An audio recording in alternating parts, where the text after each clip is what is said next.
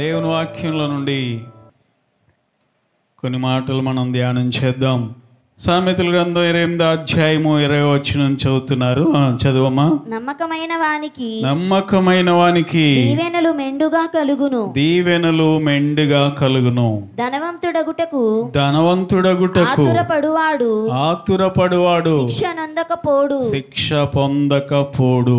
చాలు, అందరు నాతో చెప్పండి. నమ్మకమైన వానికి దీవెనలు మెండుగా కలుగును. మళ్ళీ ఒకసారి చెప్పండి అందరూ. మెండుగా కలుగును. చాలు. దేవుని బిడ్డలారా, దేవుడు మనలను ఆయన శిలువ రక్తము చేత కొన్నాడు. మనల్ని ఆయన కొనుక్కున్నాడు. ఆయన సంఘముగా మనలను ఏర్పాటు చేసుకున్నాడు. పరిశుద్ధులముగా, నీతిమంతులముగా, ఆయన సొత్తైన ప్రజలుగా దేవుడు మనల్ని చేసుకున్నాడు. అయితే మనం అందరము కూడా అన్ని విషయాల్లో నమ్మకస్తులుగా ఉండాలని దేవుడు కోరుకుంటా ఉన్నాడు. మన దేవుడు నమ్మకమైన దేవుడు.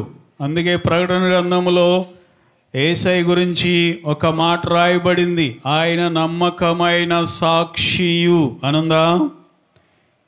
3వ అధ్యాయము 14వ వచనములో లవోదికయలో ఉన్న సంఘపు దూతకు ఇలాగూ రాయము, ఆమేనను వాడును నమ్మకమైన సత్యసాక్షియు దేవుని సృష్టికి ఆదియునైన వాడు చెప్పు సంగతులేమనగా, మన ప్రభువు నమ్మకమైన సాక్షి అని మనము చూస్తూ ఉన్నాం. ఇదే మాట 1వ అధ్యాయము 5వ వచనంలో కూడా ఉంది. యేసు ప్రభు వారి గురించి ఏమనంటే, నమ్మకమైన సాక్షియు మృతులలో నుండి ఆది సంభూతుడిగా లేచిన వాడును భూపతులకు అధిపతియునైన యేసుక్రీస్తు నుండి. అది భూపతులకు అధిపతి, మృతులలో నుండి. ఆయనలో ఉన్న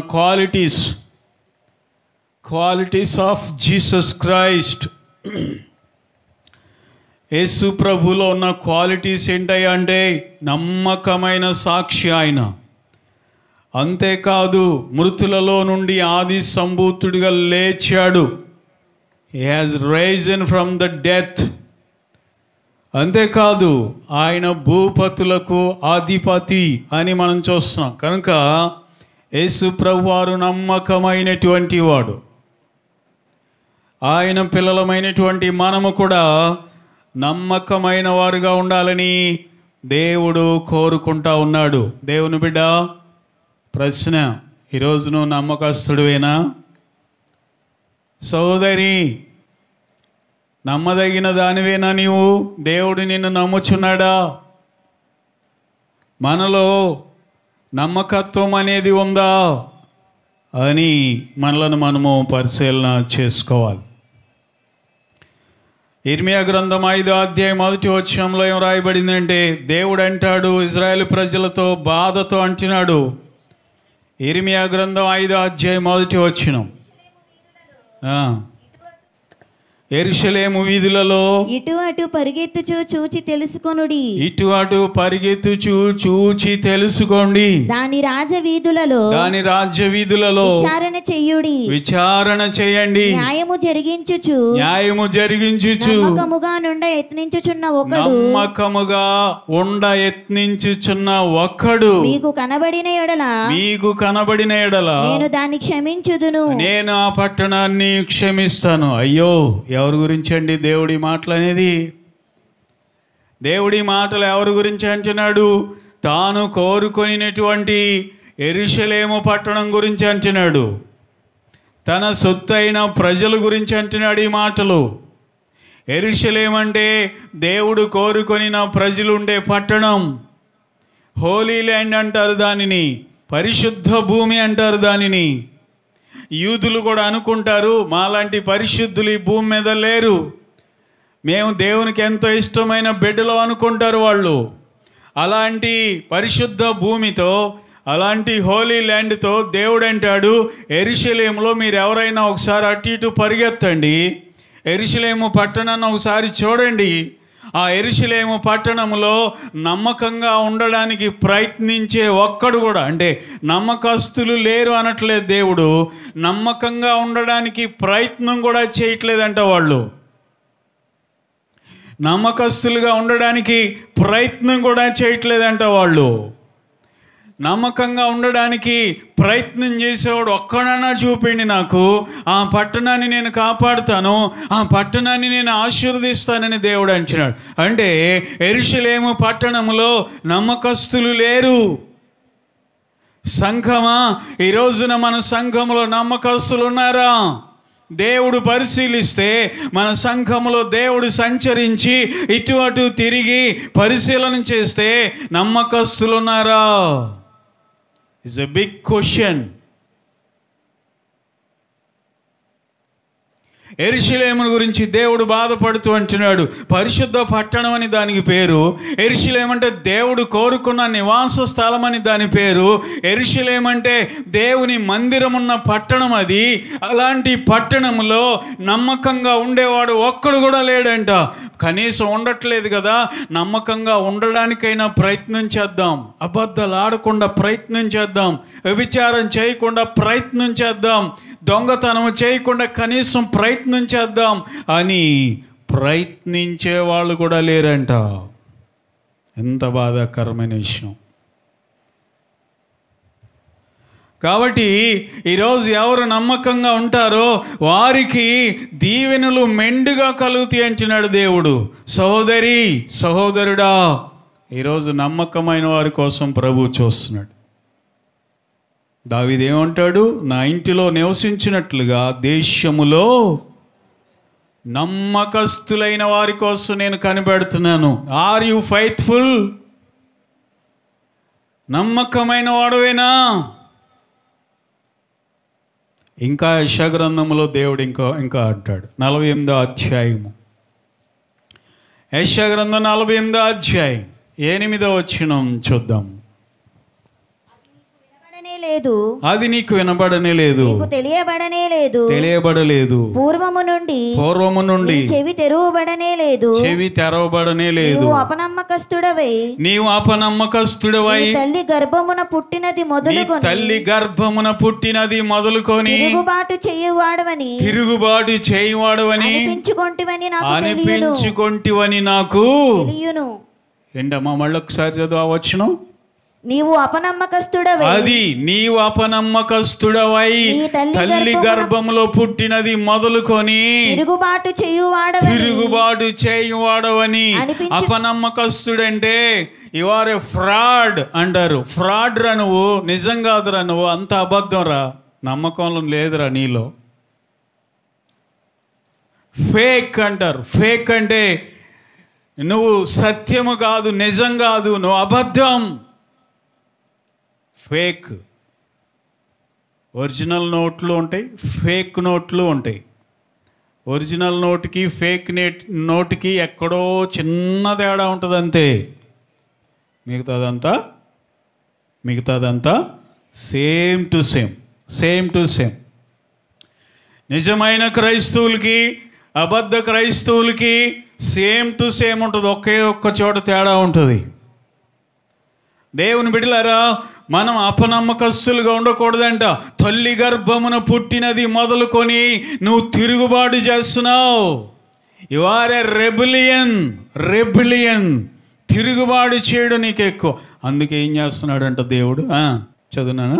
మళ్ళీ అపనమ్మకస్తుడవై తల్లి గర్భమున పుట్టినది మొదలుకొని తిరుగుబాటు చేయువాడవని అనిపించుకొంటివని నాకు తెలుసు. నేను నిన్ను నిర్మూలము చేయకుండునట్లు నా నామమును బట్టి కోపాన్ని మానుకొనుచున్నాను. నీ తిరుగుబాటుని బట్టి, నీ అపనమ్మకాన్ని బట్టి నిన్ను వేసేద్దాం అనుకున్నా. మన భాషలో చెప్పాలంటే నిన్ను లేపేద్దాం అనుకున్నా. దేవుడు అంటున్నాడు అంతేగా. నిర్మూలన చేయటం అంటే అదేగా, వేసేయటం, లేపేయటం మన భాషలో చెప్పుకుంటే. దేవుడు అంటున్నాడు, నీ అపనమ్మకాన్ని బట్టి, నీ తిరుగుబాటును బట్టి, తల్లి గర్భమున పుట్టినది మొదలుకొని నువ్వు అపనమ్మకస్తుడిగా బ్రతుకుతున్నావు కాబట్టి నిన్ను లేసేద్దాం అనుకున్నాను. కానీ నా కోపాన్ని మానుకుంటున్నాను, నా నామాన్ని బట్టి. తర్వాత చదువున్నాను. నా కీర్తి నిమిత్తము నీ విషయములో నేను బిగబట్టుకుంటున్నాను. నిన్ను ఆశీర్వదించకుండా బిగబట్టుకుంటున్నాను, నిన్ను చంపేయకుండా బిగబట్టుకుంటున్నాను. నేను నిన్ను పుటము వేసి తిని, అది నిన్ను నేను పుటము వేశాను, వెండిని వేసినట్లుగా కాదు. ఇబ్బంది కొలిమిలో నిన్ను పరీక్షించి తిని. వెండిని ఎక్కడేస్తారు పుటం? వెండిని ఎలా పుటం వేస్తారు? అగ్నిలో. ఎక్కడ? అగ్నిలో కదా. దేవుడు అంటున్నాడు, నిన్న అగ్నిలో పడేస్తే వెండి నిలుతుందిగా, నువ్వు నెల చచ్చిపోతావు, మాడి మసి అయిపోతావు. దేవుడు అంటున్నాడు, అది నీ అపనమ్మకాన్ని బట్టి నిన్ను నిర్మూలన చేద్దాం అనుకున్నాను, కానీ నా కోపాన్ని నేను ఆపుకుంటున్నా, నేను బిగబట్టుకుంటున్నా నన్ను నేను. అందుకని నేనేం చేస్తున్నానంటే చంపకుండా పుటం వేస్తున్నాను. ఎలా పుటం వేస్తున్నానంటే వెండిని పుటం వేసినట్లు కాదు, ఏ బంధుల కొలిమిలో పెట్టి నేను నిన్ను పుటం వేస్తున్నాను. ఉందా మాట? ఉందా? ఇబ్బంది కొలిమిలో నిన్ను పరీక్షించి తిని నా నిమిత్తమే అలాగు చేసి తిని. నిన్ను చంపేశాడు అనుకో దేవుడు, దేవుడి నామానికి అవమానం అవుతుందిగా. ప్రార్థనకి వెళ్తున్నాడు కానీ చచ్చిపోయాడు రా అంట. నన్ను చంపేశాడు అనుకో దేవుడు, దేవుడి నామానికి అవమానం అవుతుందిగా. పాస్టర్ గారు చచ్చిపోయాడు అంటరా. ఎందుకు చచ్చిపోయాడు? అపనమ్మకస్తుడు కాబట్టి చచ్చిపోయాడని దేవుడు చెప్తాడు. కానీ ప్రజలు ఏమనుకుంటారు? మంచోడు కదరా, చచ్చిపోయాడేంట్రా అనుకుంటారు ప్రజలు. అందుకని దేవుడు తన నామమునకు కీర్తి కలుగునట్లు నిన్ను నన్ను చంపకుండా, నిన్ను నన్ను నిర్మూలము చేయకుండా పుటం వేస్తున్నాడంట. నీలో నమ్మకత్వం రావాలని, నీలో యథార్థత రావాలని, నీలో దైవ భయము రావాలని నిన్ను అగ్ని లాంటి శ్రమలలో పెట్టి కాలుస్తున్నాడు. నేను చక్కగా ఉన్నాయండి మాటలు, భలే ఉన్నాయి కదా.